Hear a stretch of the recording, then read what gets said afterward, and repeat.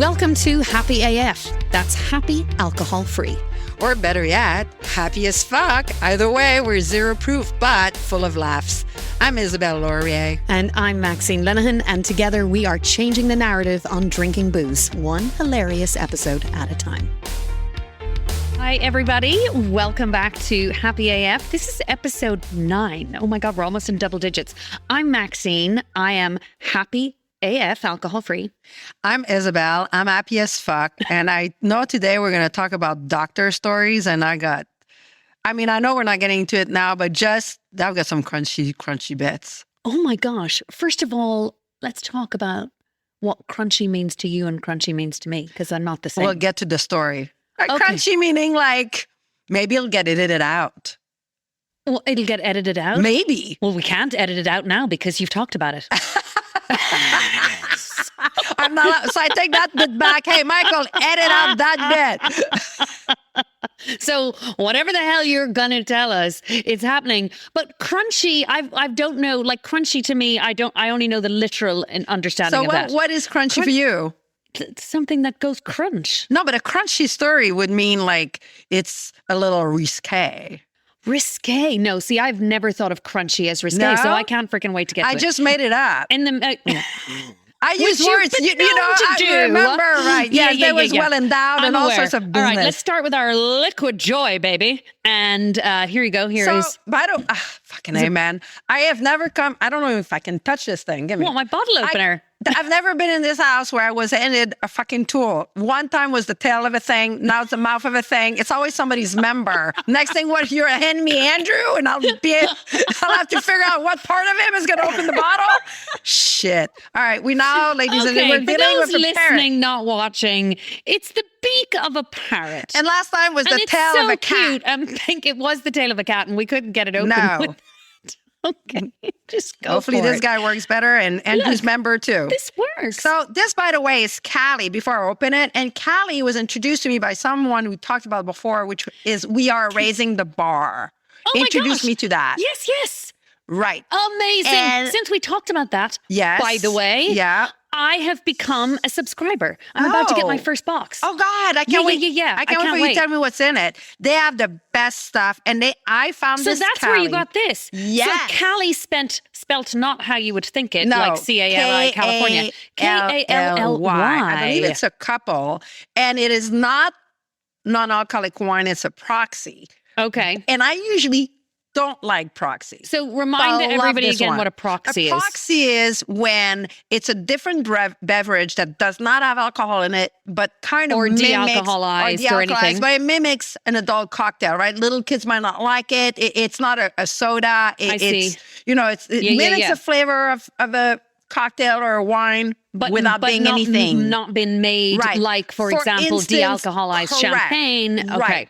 In this instance, like they use verjus, which is made out of grape, but it's almost like a vinegar type substance, but not quite. In order to mimic it, there's organic grapes in there, organic chamomile. So there are things that are going to make you think of wine, but there's nothing.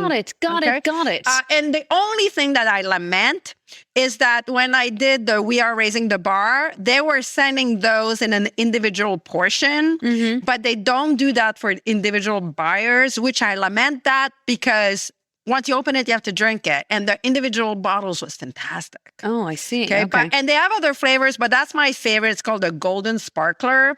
And the way I just love the name right there. And the way it was introduced to me by We Are Raising the Bar was within a cocktail. So it came with some of those syrups made in Maine. Yes, which I love to Royal do. Rose. I love to put a little, yeah. And they were in the context of it's very beautiful, very bubbly. We have another champagne glass today from my collection. Yes. This is... those are heavy. I like a heavy glass. So this is Vera Wang for Waterford Crystal. I've had those... probably for 25 years. Those are heavy. Cheers, man. Yeah, I love a nice heavy glass. I'm pretty sure this was Vera Wang. I don't know, but it's Waterford Crystal. I do know that. How good it was, actually. Oh, that's lovely.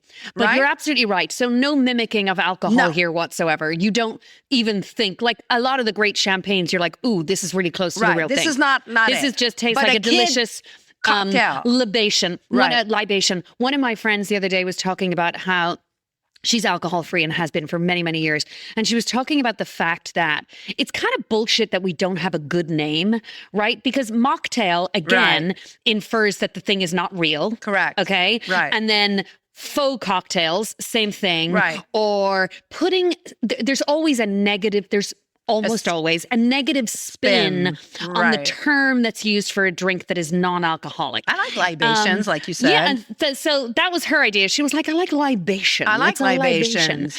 It's classy. Because even, I mean, I like alcohol-free because I don't see that as negative. Because the word free to me is liberating, it's freedom. Right. And that's why, it's why I personally don't say I'm sober either. Right. Oh, I hate that word. Yeah. Oh my God, I hate that word. I mean, I sober understand feels like a nun. the word. It feels like someone that's like locked it up and threw away the key, right? Like you. Yeah, no, I get it. And listen, Don't I like understand it's being used widely and the sober curious thing and all of that. But like when we're doing when I'm doing all of the marketing for this and all this stuff, I'm like, no.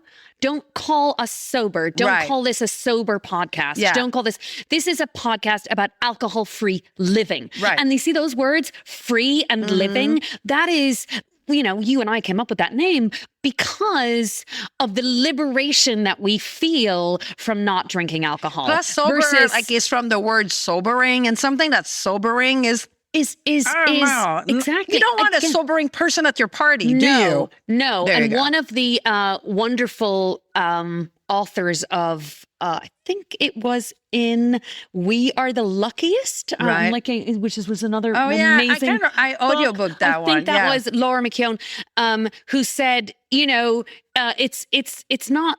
It's the phrase stone cold sober, right? It's like stone cold sober. Yes. All of those things are awful. And she came up with a phrase that I think was happy sunshine. So, I remember that one.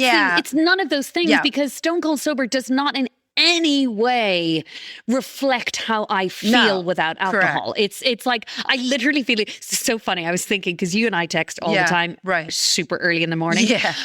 But this morning, we could be unhinged today more than normal because I was up at 4:15 today. And which Andrew was like, that's the fucking middle of the night. Right. Okay. And I get that. And not in the summer though. In the summer it's light out. It's already starting to get light. But it wasn't because I used to wake up in the middle of the night at like 3:00 with a spinning head of I forgot to do this. I did dehydrated. And if I had drinks the night, no, and I mean just in general. Oh, okay. But absolutely, if you were drinking, but in general, I'd be up at 3:00, and then in my head, I used to keep a little notepad next to my bed because of all of the thoughts in my head. I'm like, I need to get them out. I need to get them out so I can get back to sleep, and then I wouldn't fall back to sleep till like 5:00, and then I got to get up with the kids at 6:30, 7:00. I was like, it was this spiral of many of the things that are now past part of my life. Right. Now, like waking up at 4:15 today, it's like, and Andrew also always laughs at how I speak to myself, like my inner, there's two of me. I talk to myself in my head all the freaking time. And this morning I was like, oh gosh. And I was so excited about a couple of things that I was working on today. I was like, whatever. It's only 45 minutes earlier than I would have been getting up. Anyway, I'm just going to get up. Right. Now, the problem is I'm up with excitement, like ready to go. But by 2:00 this afternoon, you'll burn out. I'm probably going to need a hardcore 30-minute power nap. So we're going out to dinner tonight. So if you're like that, I won't worry. Don't worry. I won't worry. But can I tell you, if I had a drink. Oh, yes. It would be really bad. Right. It would be really bad on no sleep. I mean, that's the other thing. And that's the thing with this, like to finish on the proxies. The thing is, it's not alcohol free.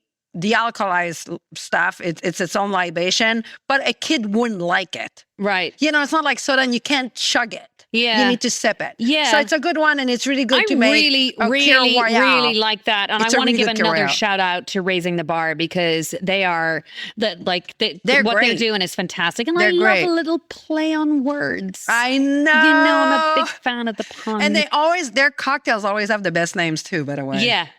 No, they're really very clever. Kudos to your marketing team too there at Raising the Bar. But today's episode is called Lying to Your Doctor. I didn't even have to lie to mine. I just really wanted us to address the whole idea of of lies, right? Right. Which, by the way, when you and on multiple levels around alcohol, right? Right. So for me, like the one that made me think about we should talk about this was when you're thinking about going out and you're like, yeah, it's Friday night, I'm going to drink, but I'm just going to have two, right? Right. So I wanted this to be like just having two and other lies, right? Because it's like, how often do you say, I'm just going to have one or two, and then you just have one or two? That was a hard one for me, meaning that, now I'm going to sound like a goody two-shoes, but that part is true. I don't lie, not even to myself. So even when I was drinking, I wouldn't be the kind of person to say, I'm just going to have one, when I fucking knew there's no way that was going to happen. I see. You would just always be like, I'm drinking. I'm probably going to have 6 or 7 tonight. The only thing is that, like I said in one of earlier episode, is I didn't really realize I drank too much until I started getting a lot of like gastritis and gastric erosion. So that's number one. You go to your doctor, it's like, hey man, how much you drink? You're making a hole in there. Oh gosh. So that's number one. Yeah. Number one sign. Number two was during COVID. Everyone I was hanging out with, we have a little lake cabin in Canada, and we were like the party house. Like Brooks was like, because it's all outdoors. And Brooks, I remember joking, saying, we need to buy a neon, like at the barber shop. When it's open, it's spinning. When it's closed, it's not. He's like, we need one of those, right? Because our cabin is so teeny, it's jammed between a road and a lake. And anyone who would walk on the road, we'd be outside drinking, at 11. And that only made me realize, because people would be like, man, I've never drank so much, but hey, it's COVID. And I remember thinking, my drinking hasn't changed. Like, I just You're like, people, I drink this much all the time. Yeah. But the other people were like all amazed that they were drinking so much. Yeah. And I was like, shit, I had company. That was the only difference. Yeah. So anywho, so that's one, but I never really lied to myself, nor did I lie to my doctor. And we'll get into doctor stories when you're ready for it. So for instance, I would tell... you're making me really fucking nervous about this story, but so stop referencing it. We'll pause before and pause after so you can get edited out. But my doctor, we'll call him Dr. C. I don't think you understand what editing means. Does it think like they chop it out, no, right? Yeah, but then they have to take out all the parts that we've talked about editing. Well, then I can break in a song and a dance. There's going to be no part of this episode left. So if I break in a song and a dance for a half hour, it's because I took the fucking story out. It's like because we've had nothing else to talk about. This episode's going to be 3 minutes long. Right. No, I would tell my doctor. So I had this, I won't say his last name, but typical New York doctor, tall, Jewish, lanky guy. Yeah. We'll call him Dr. C. Okay. I've had him since I'm 27. What doctor was he? Your GP? He's still my GP. He's an internist. Okay. He's still my GP to this day. Now he's Brooks's doctor, but I met him when I was 27. So we've got history. And like, for instance, every year when Brooks gets his blood work, he leaves a message on Brooks' cell phone. It says, hey, Brooks, it's Dr. C. You'll live another year. Right. That's the same shit as okay. So he's Brooks' doctor as well. Now he is. And I would tell him, he'd be like, they have to fill your form, like first everybody like, you still smoke, you quit smoking is blah, blah, blah, blah. Like the shit for insurance. Yes.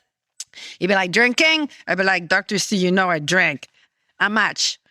Bottle and a half. That's a bit much. All right, social.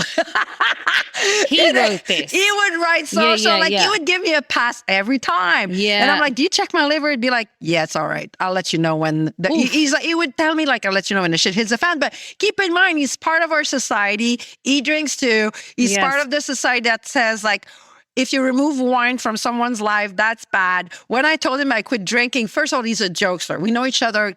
And that's the doctor story we'll get to later. We've been to thick and thin. So I need you to go ahead and tell this story. No, because I'm talking all the time now. It's your turn. But what did I want to say? I forget. No, but he was talking to you. He does your blood work. He blah, blah, blah. Oh, so when I told him I quit drinking on a text, because we text, I pay him extra, so I have a cell phone. He said to me, he's like, I'm really sorry to hear that. Wow. But then when I saw him not long ago, I'm like, hey, Dr. C, it's been a year. He's like, that's great. Don't go back.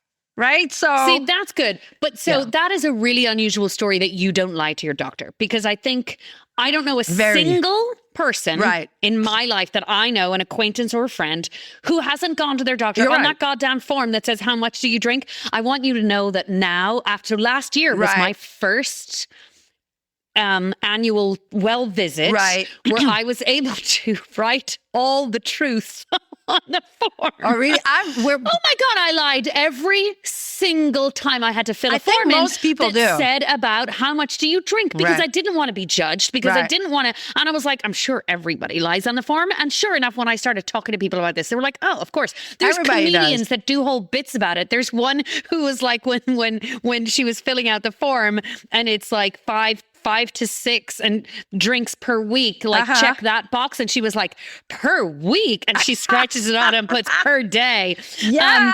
You know, I think we go into the doctor's office, and here's the telling sign about lying about a substance. Right.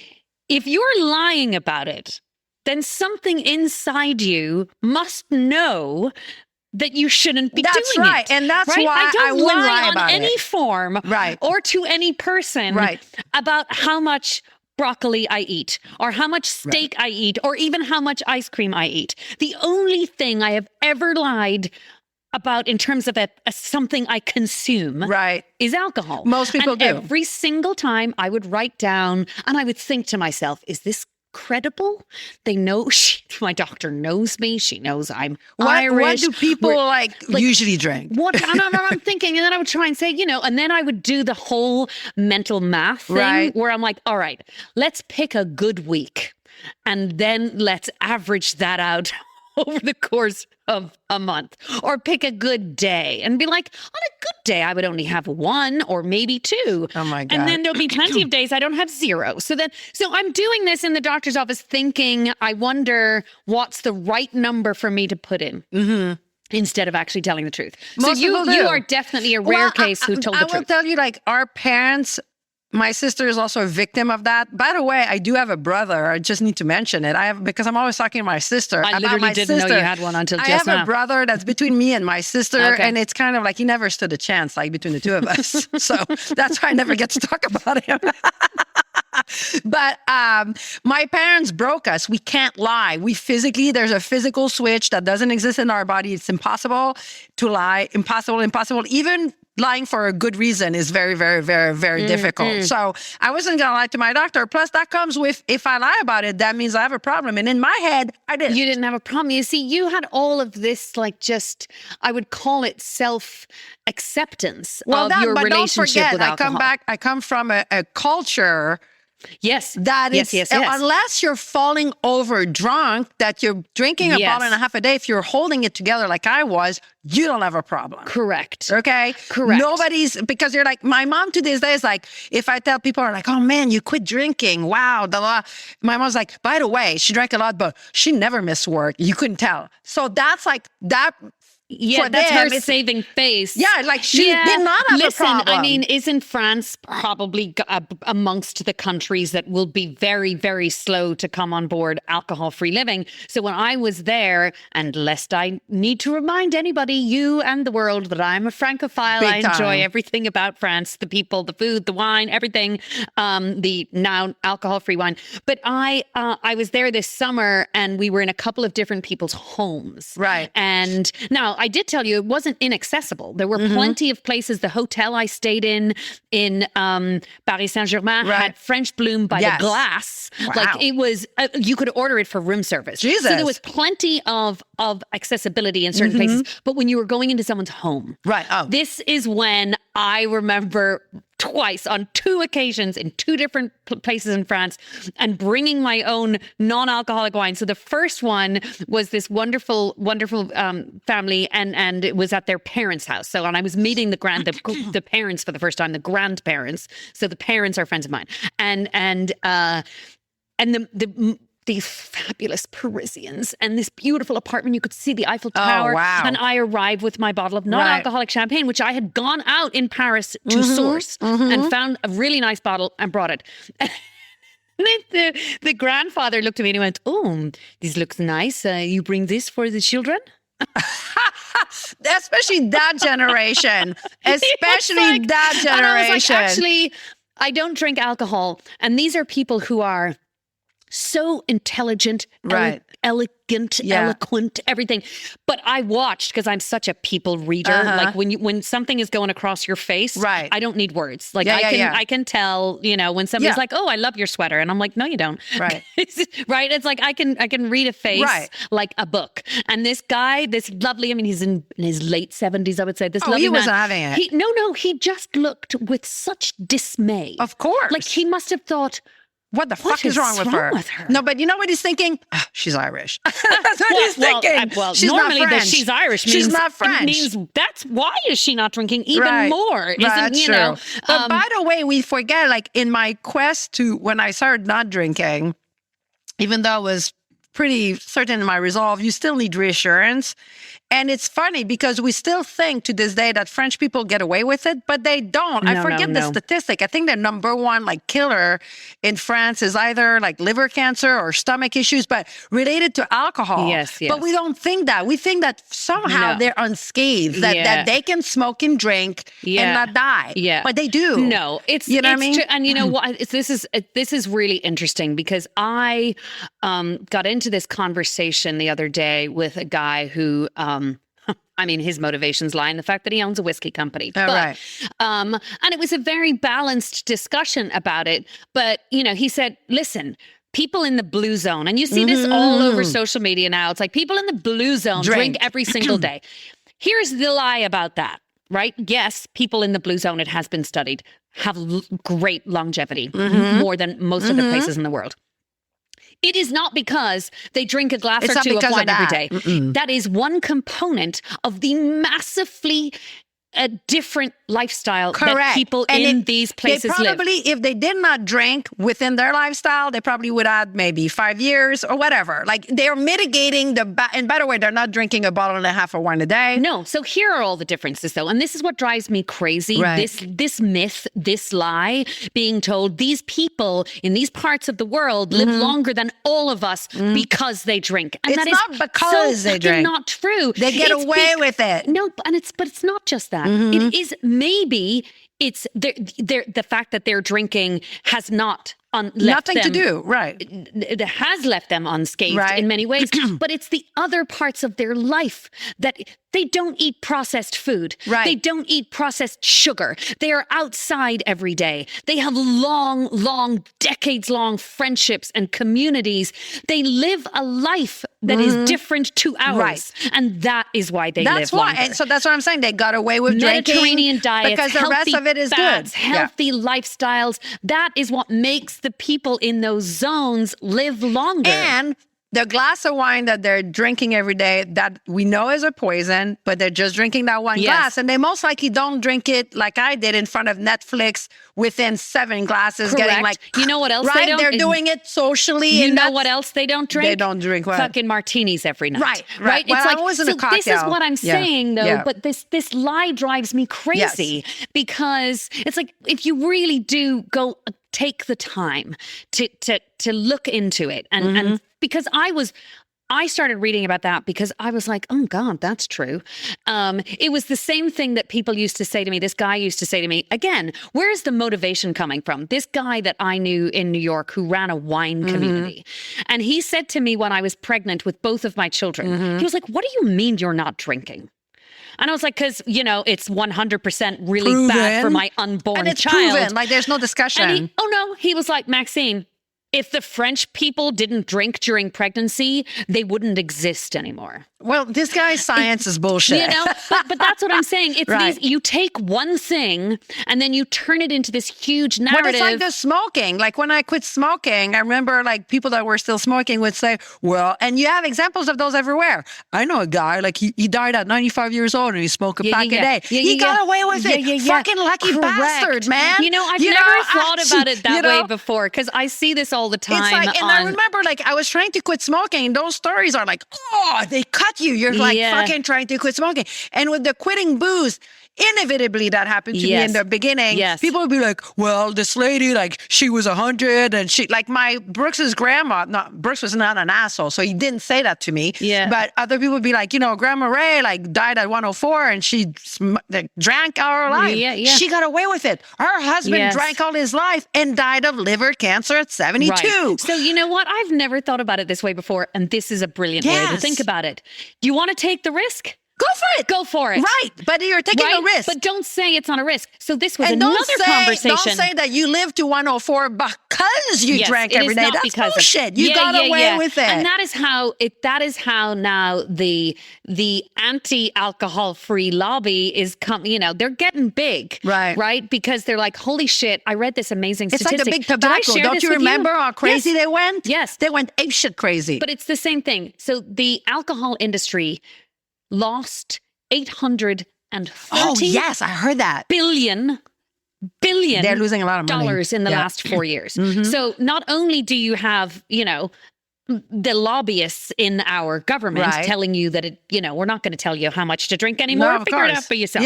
Not only do we have that, but now you have the alcohol companies with their lobbyists out there talking about stuff like the Blue Zone, talking about there are bots on these non-alcoholic chats now that are saying, exactly what you said.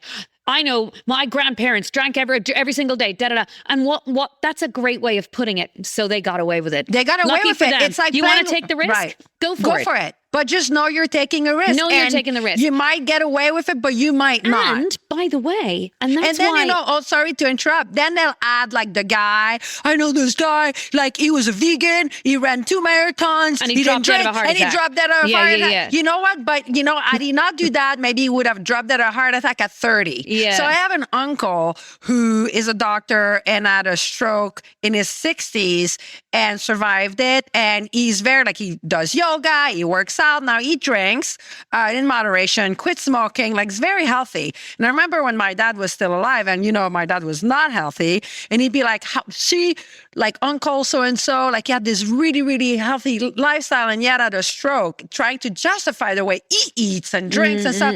I was like, if he drank and ate like you, Dad, instead of surviving his stroke with a few illnesses here and there, he would have dropped dead at 60.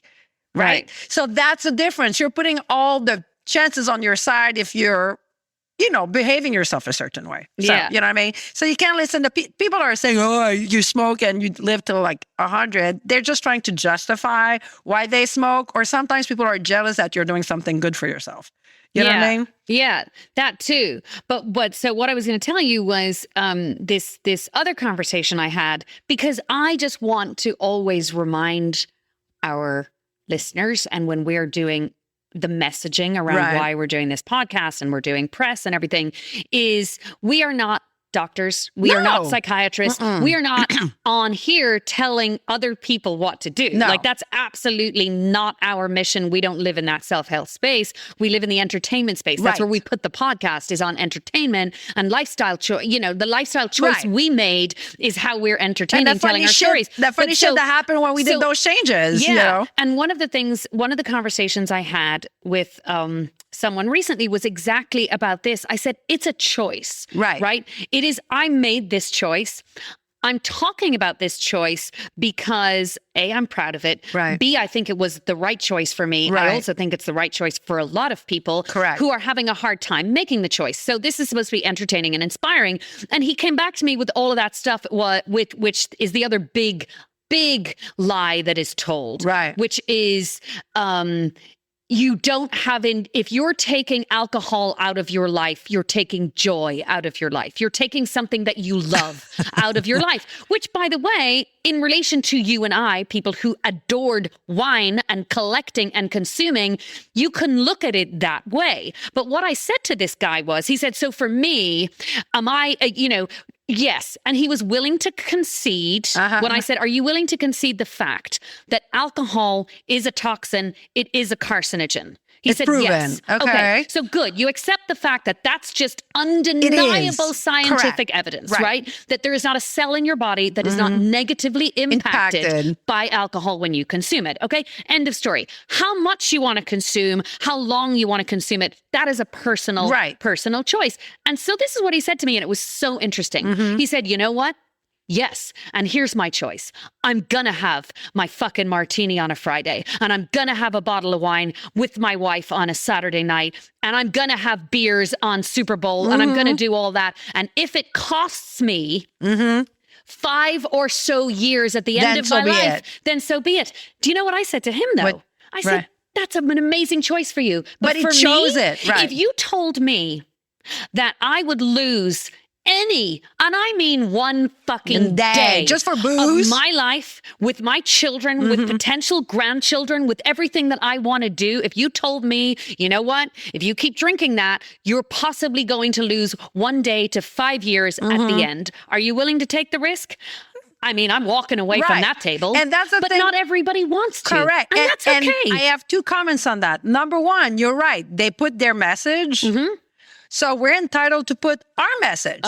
And our message is, hey, we tried something different, and this is what it felt like. They're saying their message is like, if you don't have booze, like it sucks. We're going to throw a party. It's going to be better. Blah, blah. And we're saying, okay, we tried no booze, and this is what happened. So that's our message. So F off. We're doing our message. And secondly, to your point, I don't know if I told that story, and I won't tell the whole thing, but I got really, really sick in my late 40s, very, very, very sick.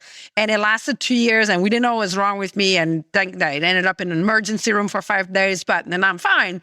But when we didn't know what was wrong with me, I lost 10 pounds. I was born, and I was always sick. It was bad.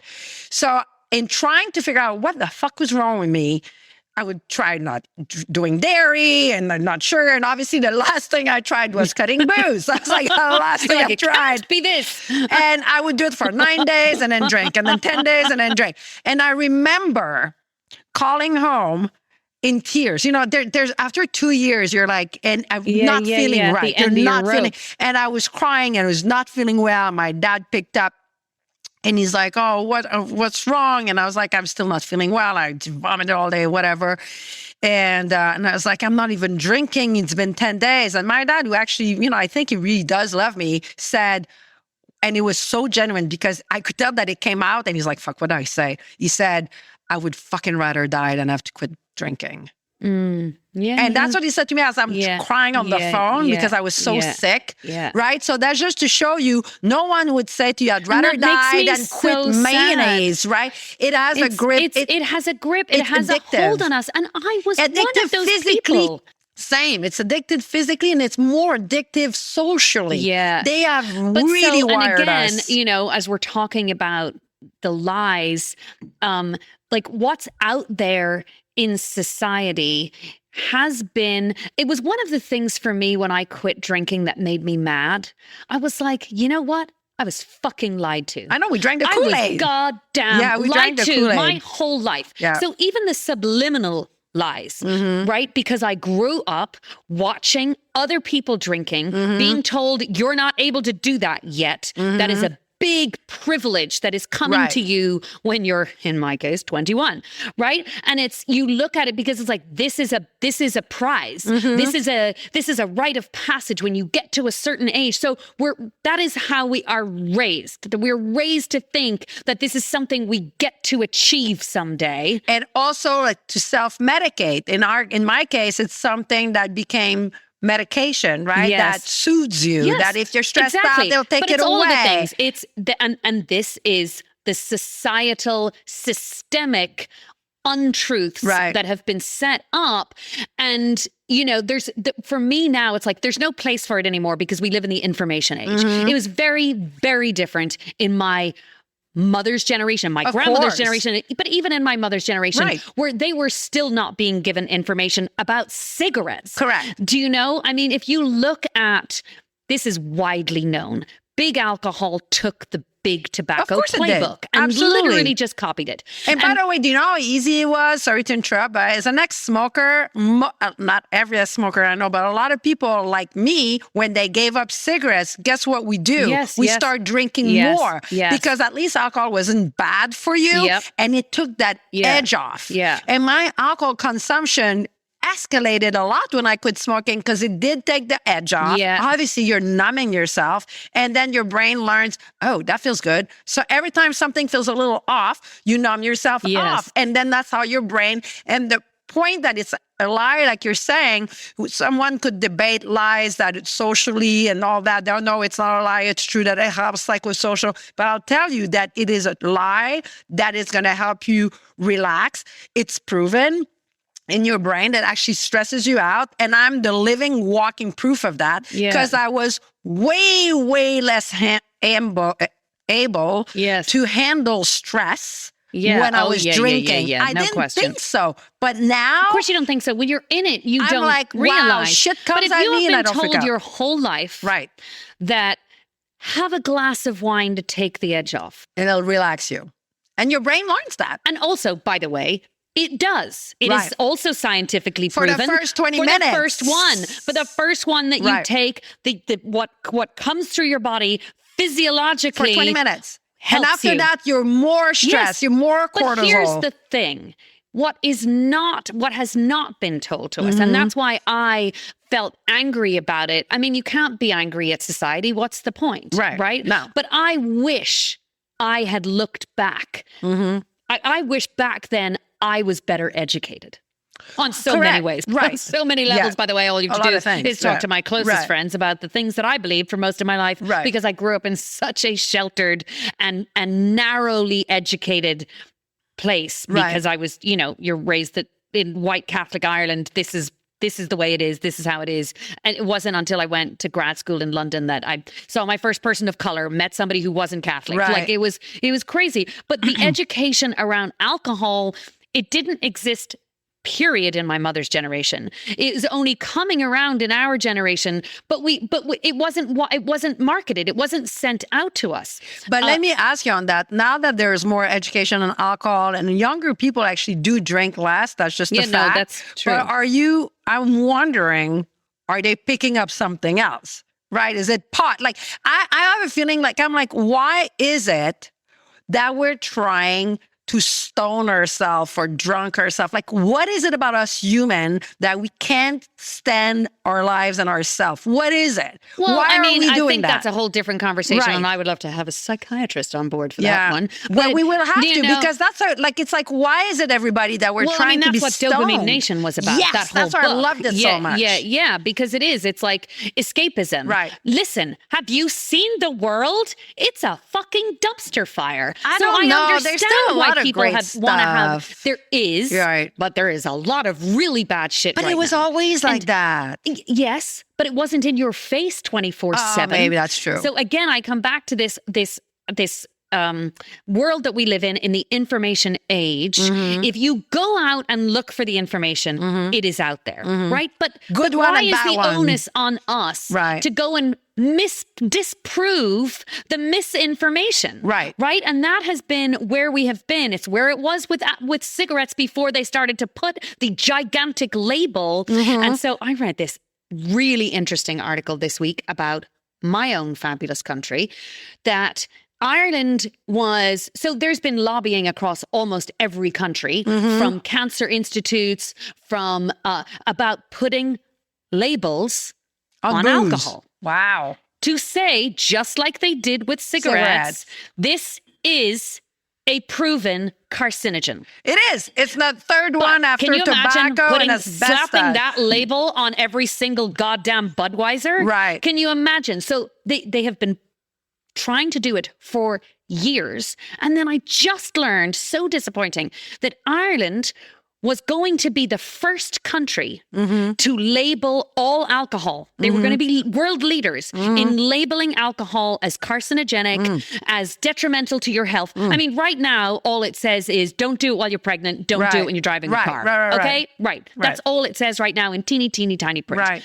Ireland was going to be the first country to do this. It was supposed to launch in May of 2026, where that was going to happen. And now it's been postponed. Of course it has. And that would tie into the drink responsibly, because that would change. Drink responsibly now would mean know what you're drinking. Not like drink less. If drink responsibly would be like, you're drinking a poison. See, and that is one of the other things that I wanted to... Because you don't tell people, have Coke responsibly. You know, and I didn't invent that. Other people have said it in their books. But drink responsibly will make sense when we all know what it's doing to us. That is the point of all of this misinformation. Right. Is they don't want you to know this information, because if you have it, you just might decide you don't want to put it in your body anymore. Correct. And speaking of which, like body and health, do you have any doctor stories you'd like to share with us? I mean, I don't, clearly not, other than the fact that I lied my entire adult life on every single intake form. I'm sure the doctors know. Of course they know. I mean, again, the only time I wasn't lying was when I was pregnant, because I wasn't drinking, despite my friends saying... And by the way, like my mom thinks that doctors are fucking gods, and they drink, that's our parents' generation. They do cocaine. The only doctor that ever put me on the spot is I had an hernia and I was going to get it fixed, like on my belly. You don't say it like that? No, it's just I love the missing H's. Oh, there's an H on that one? And then I love when you put a H where there isn't no a Hartford, Hereford, and Hampshire. My kids laugh at me because I'm Irish, and I say herb. I say herb, and I say hotel. Well, everybody says hotel, but like I don't say herb. I don't give a damn, right? No, it makes me chuckle every time you're like, I had an hernia. I don't know if it's got like an H or not, but it's a bump on your belly. Hernia definitely does have an H. It has an H. Okay, so I had a hernia on my belly. Anyway, and it was a tiny little Filipino doctor, the surgeon, a woman. And that's probably why she gave me the write-off, because a fucking woman. The woman doctors are much more like, like they give you the real deal. Men doctor are like, I love men doctors. But anyway, so so they do the prep, like a month earlier. And she's like, do you drink? I'm like, yep. She's like, how much you drink? She's like, more than 3 glasses. And I'm like, a day? She's like, a day? And I'm like, that's exactly what this comedian was doing. I lied a little bit to her, because I said, yes, 3 glasses a day. And sometimes I only had 3 glasses, rarely, but sometimes. I was like, okay, we'll settle for my minimum, glasses, right? Yeah. So she's like, do you think you have a problem? And I honestly was like, no. She's like, I need you to quit for 3 weeks before the operation. And I was like, okay.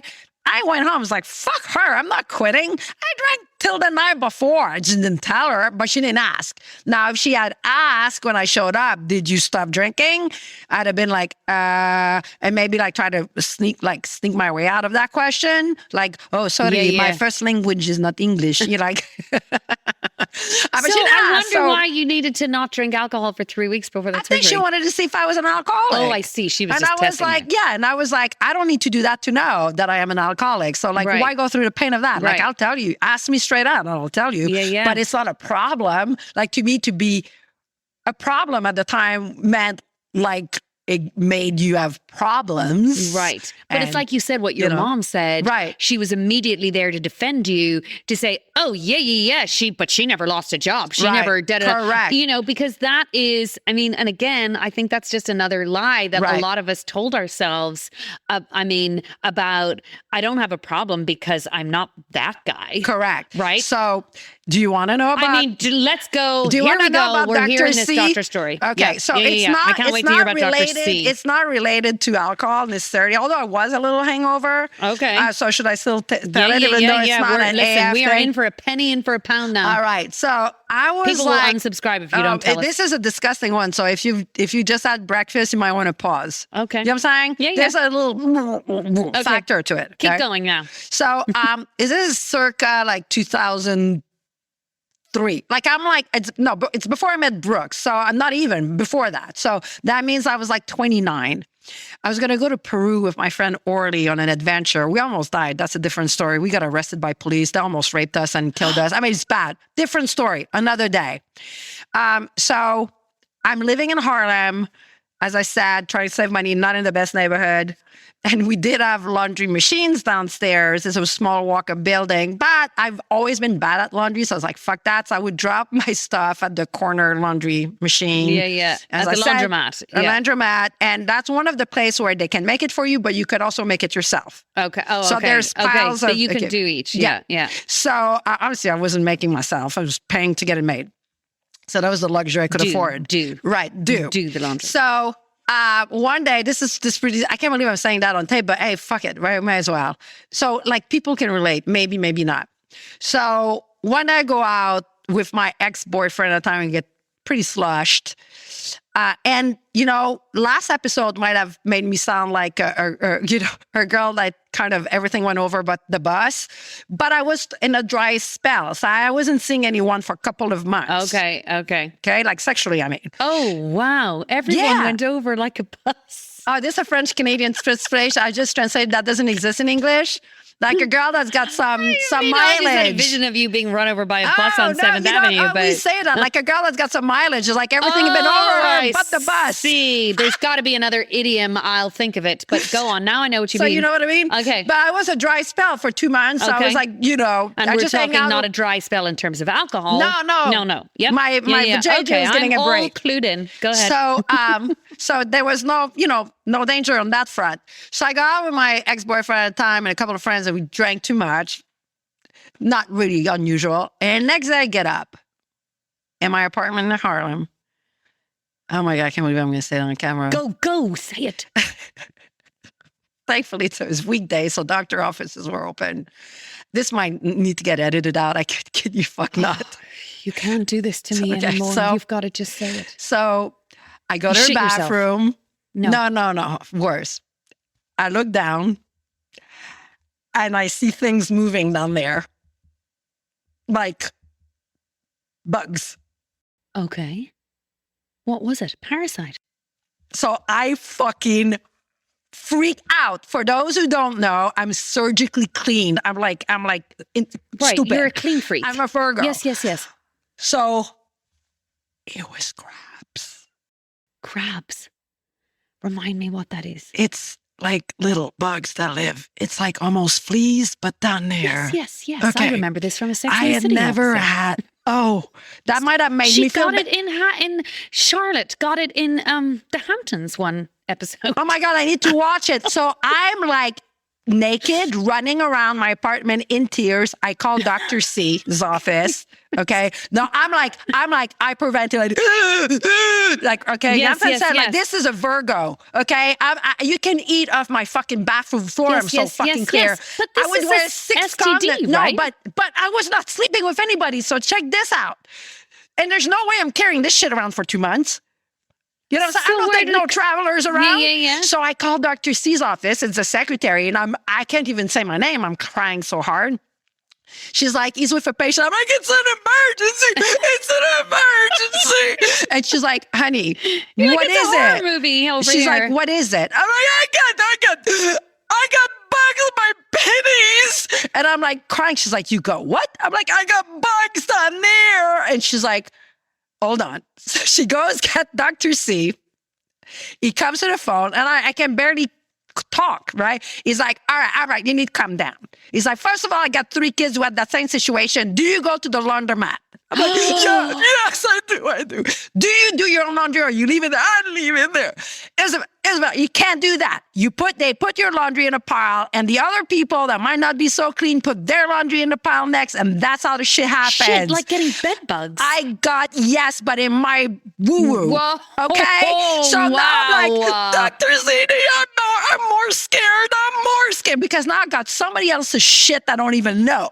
Okay. So he's like, all right, here's the plan. The same thing happened in our apartment. My kids had it everywhere. And I'm like, oh, dear Lord. He's like, you're going to go to the closest pharmacy. You need to cry. He's like, you need to stop crying. He's like, you need to take a deep breath. So he makes me breathe. No, I was like panic. Yeah. That's what I'm saying. Him and I go like way back. He's like, so you're going to go to the drugstore. You're going to get Nix. It's like a product for like, if you get in your head. Right. He's like, you're going to put it down there. Follow the instructions, and I'll take care of it. He's like, by the way, you have to clean all your laundry. Oh, wow. All And your your house laundry. too, or no? Yeah. He's like, all Like your bedding, laundry, everything. every piece of bedding yeah. with a special, not laundry soap, it Right, won't some work. special thing. Like some special chemicals. Okay, Okay. so I need check you- this out. So I was like hungover. Oh, dealing with that hungover. Okay. That's why you were crying so I had much. the hungover. Yeah. Sweats. I have like mascara down my boobs, okay, because I've been crying and I didn't take my makeup off the night before.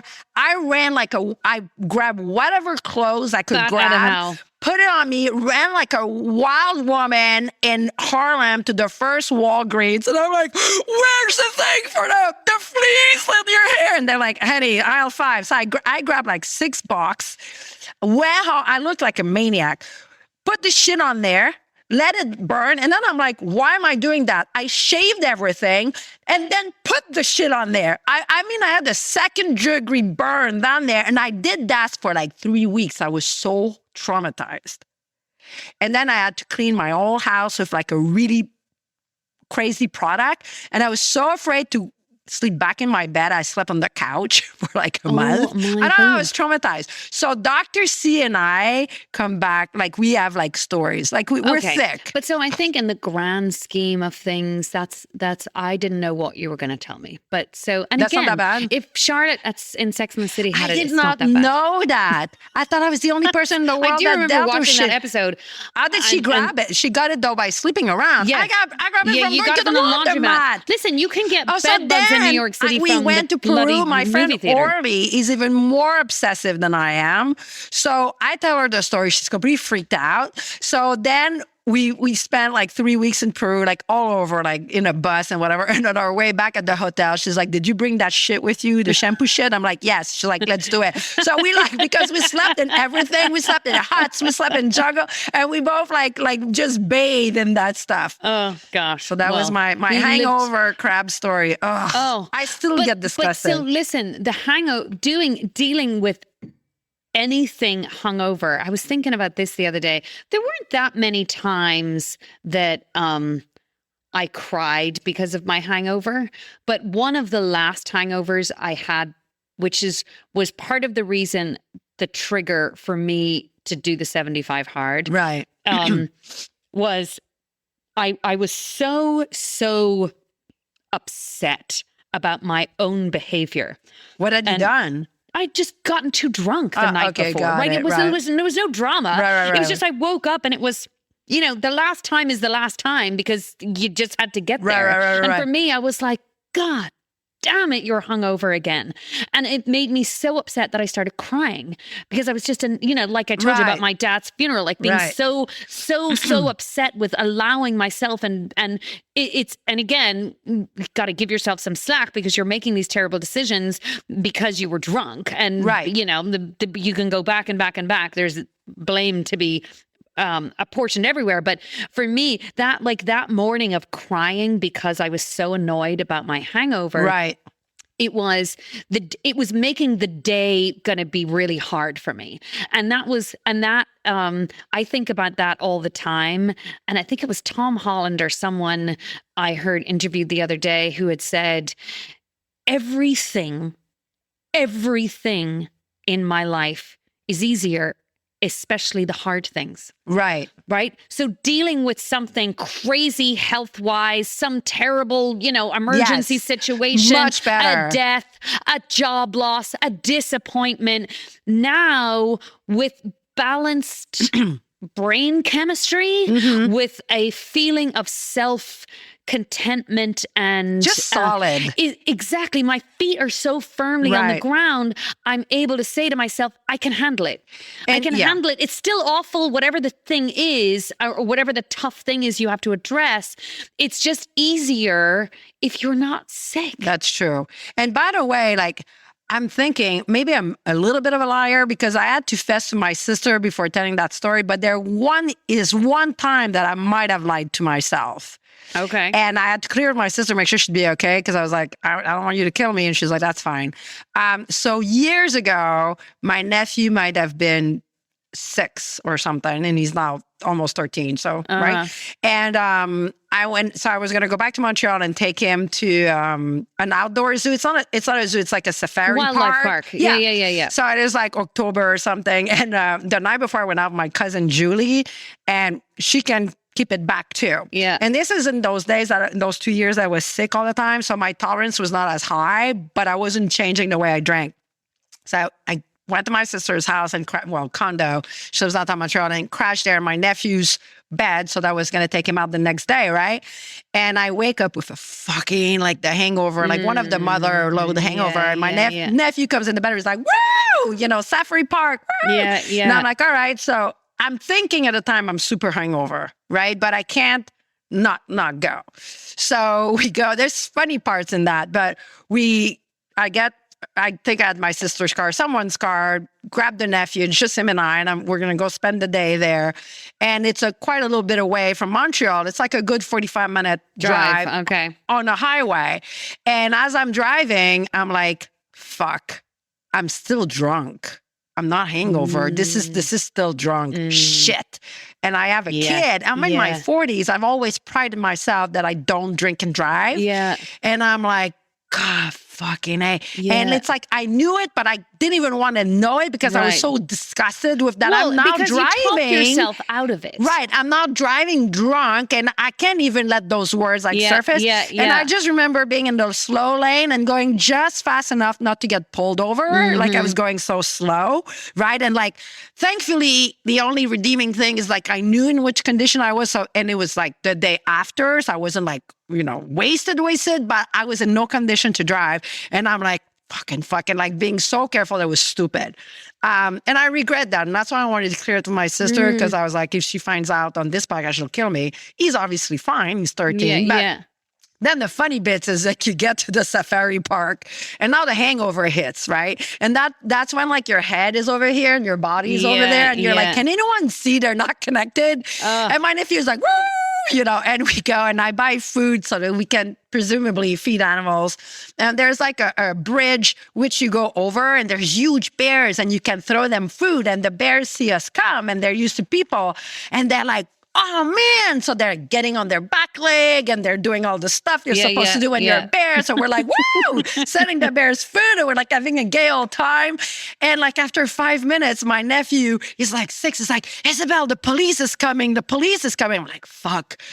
They followed me from the highway, right? So I'm like, what? He's like, the police. Meanwhile, it's a park ranger coming over like, miss, stop. I'm like, oh my God. And when you're so hungover, like you're like floating through life, you're not. And I'm like, oh Lord. She comes over, she's like, haven't you not seen? The bears are supposed to start hibernating. You can't feed them. And she's pointing to these huge signs like, oh my God, but you didn't even see them? No, of course not. I barely could see the tip of my nose. I was so hungover, and we're like fucking tossed. So we're like, oh, sorry. So I get in huge trouble. Like she was mad at me, and she gave me the all rundown, and she was going to confiscate the food. And I was like, what if I promise? Meanwhile, the bears are like, thank you. They're like, woo, you guys rock. Bring the show on the road. Anywho, so she agreed to leave with the food as long as I just feed it to the animals, that there's no big signs. Like you had to be a dumbass to see it. So then we proceed. So that was a little bit funny in retrospect. And my nephew's like, oh, I was afraid she's going to take you to jail. He's 6 years old, still thinks it's the police. So then we go to the giraffe, and that's where it gets like funny in a gross, weird way. And I guess you have to be there, but you're on a platform so that you're face to face with the giraffe. Okay. And you're allowed to give them the food. Like now I've read every fucking placard I can find, and I'm like, we're in the clear, this is legal. We're feeding these puppies. And their faces are really big. So my nephew is like, I don't know, he's a little intimidated. So I'm like, no, they're super sweet. Let me show you. So I put a bunch of, and I'm wearing like my black leather jacket and Harley boots. And spiked blonde hair. Like, what am I doing at the fucking zoo? I don't know. Anyways, I put a bunch of food in my hand, and I'm putting my hand out, and I'm talking to my nephew, like, look, there's no problem. And I see his face like changing.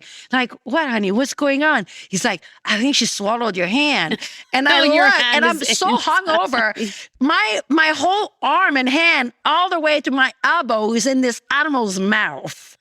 And there's like a huge tongue just BJing my arm. I don't know what she's doing to me. So I'm like, oh my God. So he's like, should I call the police? He's still referring to the ranger. And I'm like, because I'm like, should I yank? Is she going to get aggressive? Like I have a member in her mouth. Like it looks like a sexual thing, except it's a giraffe in me. So the police comes over and I'm like, can I yank my hand out of there? She's like, yeah, you can. So I yanked my whole arm and it's all like Ghostbusters. It was full of goo. And obviously I didn't have anything to wipe. So I'm wiping on the wood balustrade. So that was that. So that's a funny bit also, of the hangover. I need you to never, ever again refer to your arm as a member.